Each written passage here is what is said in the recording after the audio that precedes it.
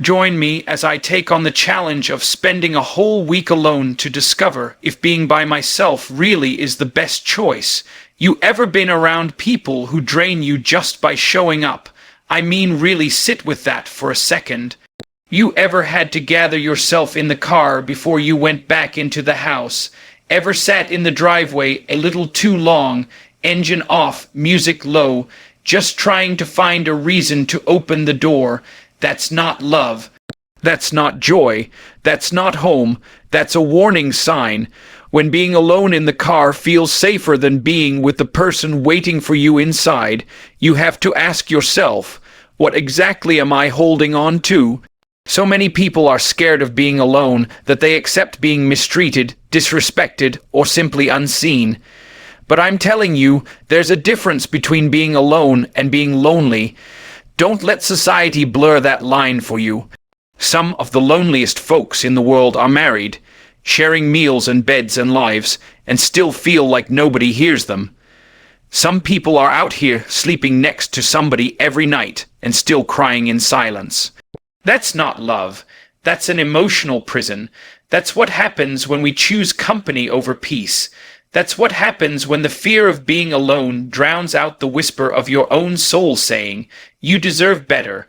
People wear relationships like armor, like proof. See, somebody wants me, somebody picked me, but being picked by the wrong one is no blessing. It's a burden. It's not a trophy. It's a trap. Don't confuse being chosen with being cherished. Because there's a big difference. Just because somebody wants you in their life doesn't mean they know how to treat you. Some folks will invite you into their world and then punish you for taking up space in it. And here's the deeper truth. Most people don't choose peace because peace requires solitude first. It's a season of quiet. It's a season of learning who you are when nobody's calling, nobody's texting, nobody's validating. And that season scares people, because when it's just you, no distractions, you're finally forced to face your wounds, your habits, your patterns, your broken places. You start realizing how many of your decisions were made out of fear instead of purpose. You see how many of your yeses were really cries for connection. But there's freedom in that honesty. There's power in that reflection. You know what I've learned, the older you get, the quieter peace sounds. It's not loud, it doesn't beg for attention. It just sits there waiting for you to choose it. And when you do, everything changes. Your standards shift. Your tolerance shrinks. You stop explaining yourself to people who don't listen. You stop negotiating with people who don't value you. And you start walking away from what you used to run toward. You know why leaving alone beats any relationship, because it teaches you that your value isn't determined by your relationship status. It's not about who loves you, it's about how you love yourself. It's about whether you can stand in the mirror and say, I'm enough, without needing someone else to echo it. That's where the healing starts. That's where the real confidence comes from. Now, let me make something clear. This isn't about hating people. This isn't about giving up on love. This is about recognizing that love, real love, doesn't require you to sacrifice your mental health. It doesn't force you to carry more than your share. It doesn't silence you. It doesn't make you feel small. And if that's what you're dealing with, it's not love. It's attachment. It's fear. It's history. It's a habit disguised as commitment. Too many people stay because of time. We've been through so much.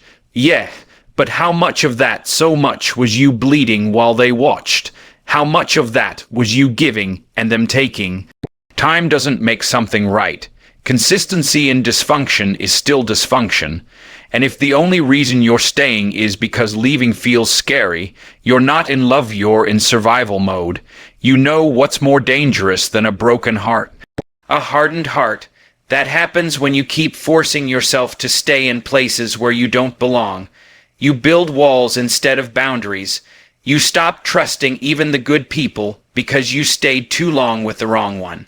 And then you wonder why peace feels foreign, why joy feels suspicious. It's because you've forgotten what it feels like to not have to fight for air. We think being with someone will protect us from the ache of solitude. But the real ache is in being unseen, being unheard, being misunderstood on purpose, being tolerated when you deserve to be celebrated. That ache, that's worse than anything solitude could bring, because solitude is honest. It holds up a mirror, it says, look at yourself, get to know yourself, heal yourself, and yes, it's hard, but it's also sacred. The hardest walk you'll ever take is the one you take alone, away from everything that's familiar, comfortable, but broken. But that's also the most important walk, because on the other side of that walk is your peace, your clarity, your strength. It's where you find your voice again, your purpose, your balance. It's where you start building a life that doesn't require you to lose yourself just to keep someone else. Leaving alone beats any relationship because it teaches you to be whole. And wholeness isn't lonely. It's powerful. It's knowing that anyone who comes into your life has to bring peace with them, not take it away. That they're an addition, not an escape, that they love you as you are, not as someone they hope to mold. When you've spent time alone, truly alone, you recognize what doesn't feel like home anymore. There's a kind of peace that comes from no longer begging, from not having to explain why your needs matter, from not apologizing for your boundaries. That peace, it's priceless, and the minute you get a taste of it, you'll stop settling for anything less. Some people walk into your life like hurricanes, messy, fast, full of noise. They rearrange everything, but they don't build anything. When they leave, they take your energy with them, but solitude builds. It doesn't destroy, it doesn't demand, it invites you to rest, to breathe, to return to yourself. That's why it's better. That's why it's necessary. Sometimes God will remove people from your life to clear the path for peace. And you won't understand it at first. It'll feel like loss, like abandonment. But later, when the noise settles, when the storms clear, you'll see it for what it really was: a rescue, a reset, a release. People ask, aren't you afraid of being alone? No, I'm afraid of living a life that's not mine. I'm afraid of waking up every day pretending, smiling when I'm aching, giving when I'm empty, explaining myself to someone who never cared to listen. That's fear, that's death in slow motion, but being alone is a beginning. When you stop settling, when you start choosing yourself, the world shifts. Opportunities you couldn't see before suddenly appear. Dreams you buried under compromise begin to rise again. Your laughter returns, your light returns, your rhythm, your soul, it all starts dancing again.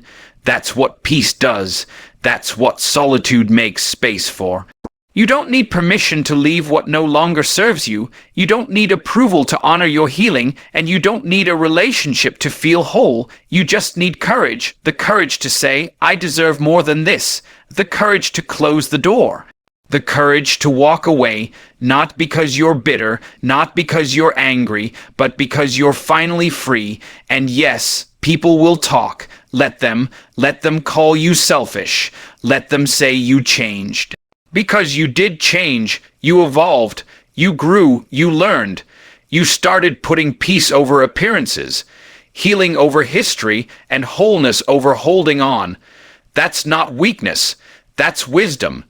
You deserve to wake up in peace, to go to sleep without anxiety, to laugh without caution, to love without fear. But most of all, you deserve to be your own sanctuary, and that starts the moment you choose to leave chaos behind, even if it means walking alone. There's no shame in choosing yourself. There's no failure in letting go. In fact, there's strength in silence, power in peace, and glory in solitude. Because when you stop chasing what wounds you, you make space for what heals you. And that healing, that's the beginning of everything. Let me tell you something real: being alone is not a punishment. That's what the world wants you to believe, that solitude is some kind of failure.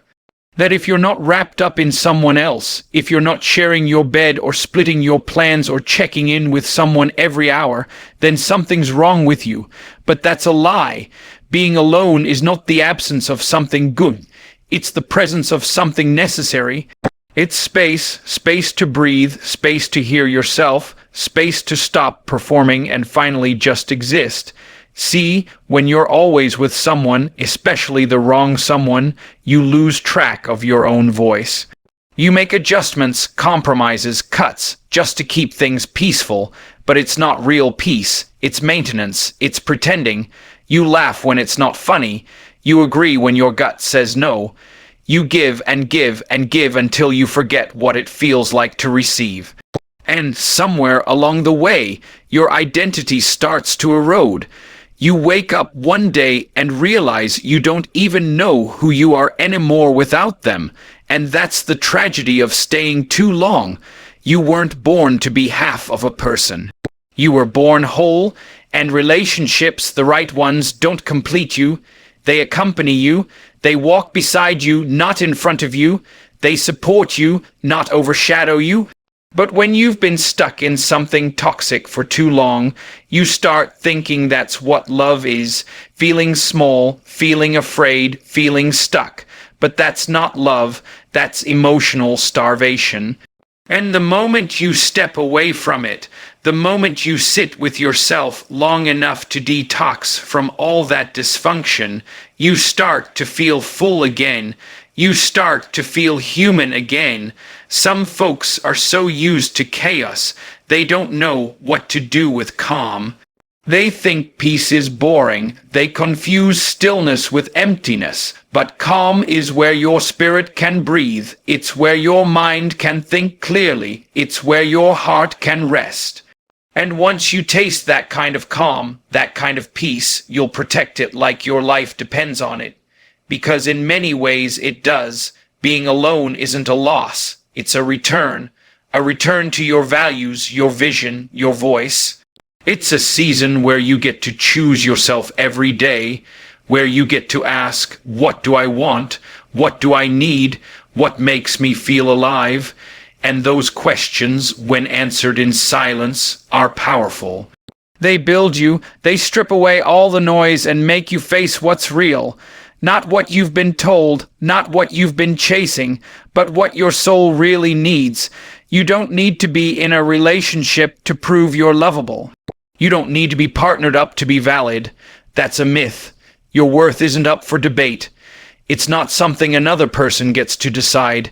It's something you carry within you, whether anyone sees it or not. And when you finally see it for yourself, that's when everything changes. That's when your standards shift. That's when your boundaries get firm. That's when you stop auditioning for love and start embodying it. Too many people stay in situations that drain them because they're afraid of starting over. But starting over is not the enemy. Staying stuck is. Starting over is sacred. It's a second chance, not a sentence. It's a new page, not a punishment. And sometimes the bravest thing you can do is let go of the life you planned so you can step into the life you're meant for. A life where you're not constantly negotiating your value.